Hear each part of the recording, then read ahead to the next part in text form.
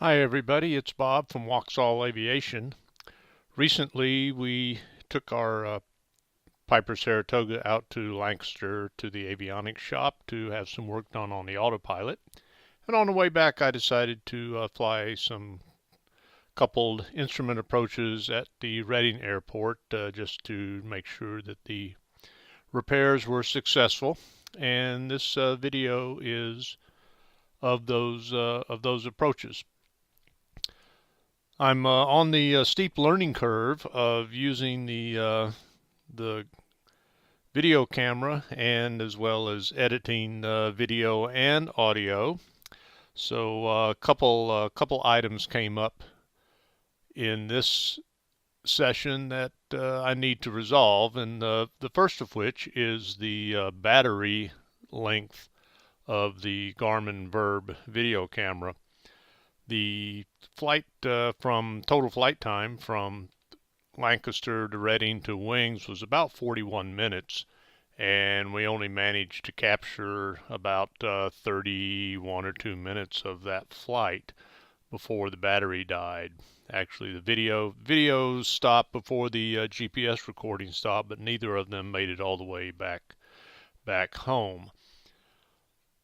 The biggest issue with battery life for this camera seems to be the fact that I was using the remote control Wi-Fi capability so I could start and stop recording from inside the airplane, which seems like a nice feature, but it seems to have a tremendous impact on recording time.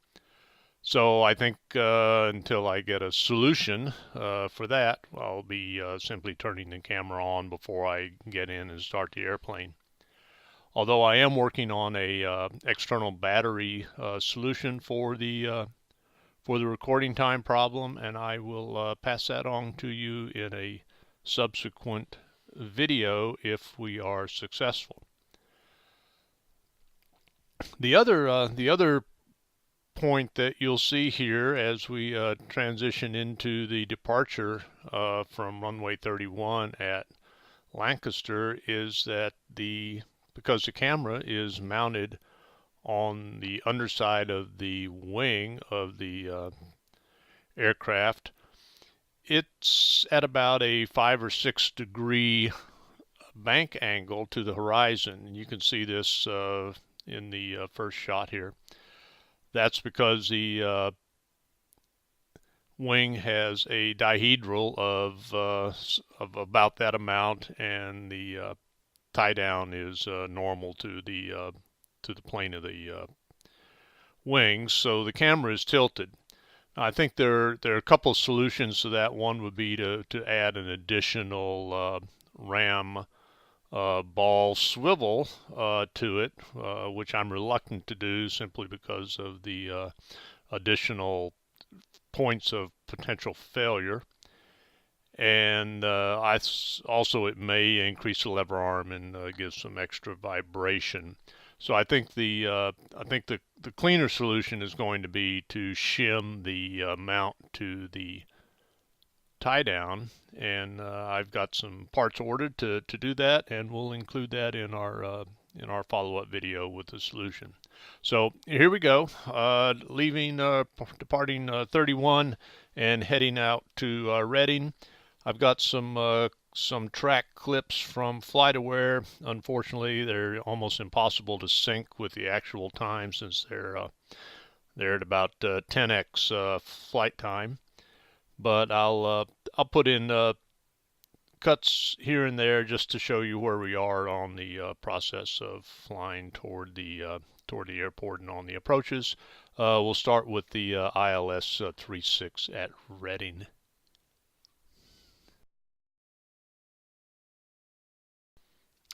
Okay, here we go. The tower has cleared us for departure on runway 31 with a right turnout on course to Reading.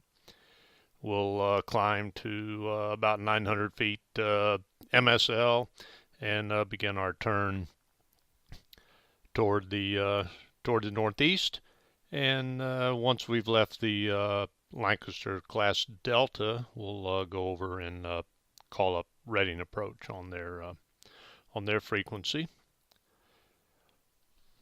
Once we do that, we'll expect vectors to the RNAV, or to the ILS 36 for the first approach.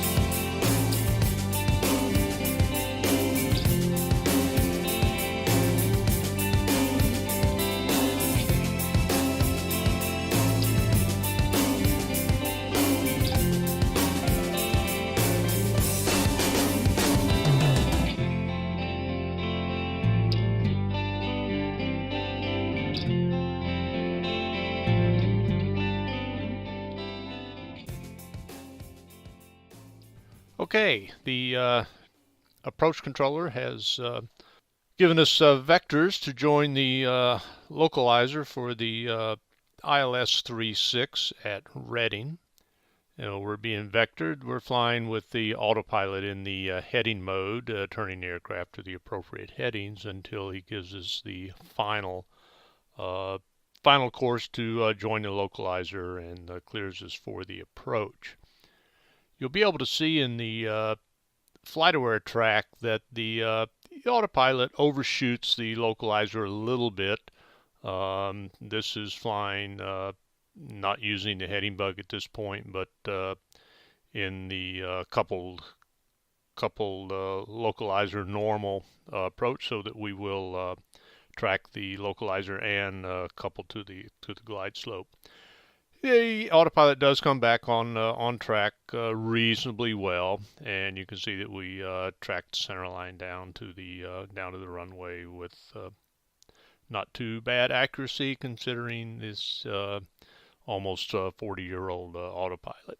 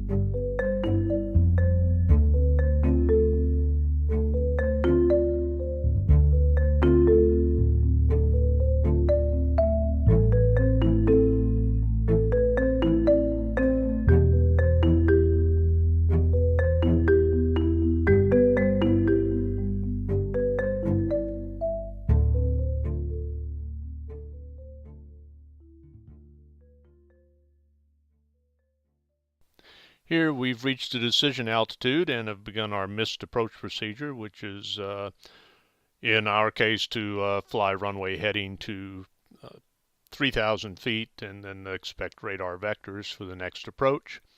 And once we're handed off to the approach controller, they're going to give us a right-hand turn and basically fly downwind initially at 3,000 feet. But as with the ILS, in this case, they're going to bring us down to fairly low altitude for these approaches, down to 2,300 feet before we join the final approach course in this case.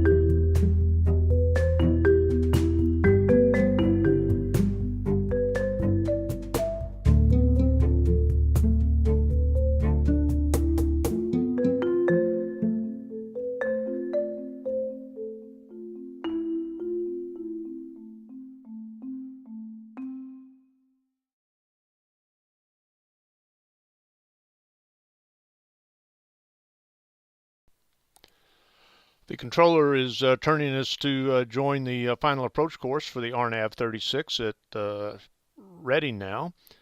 You can see from the flight aware track that again the autopilot flies through the final approach course a little bit and then comes back to join. Again, we're flying fully coupled with the autopilot in localizer normal mode to capture both the localizer or the final approach course in this case and the glide slope or the glide path for the RNAV.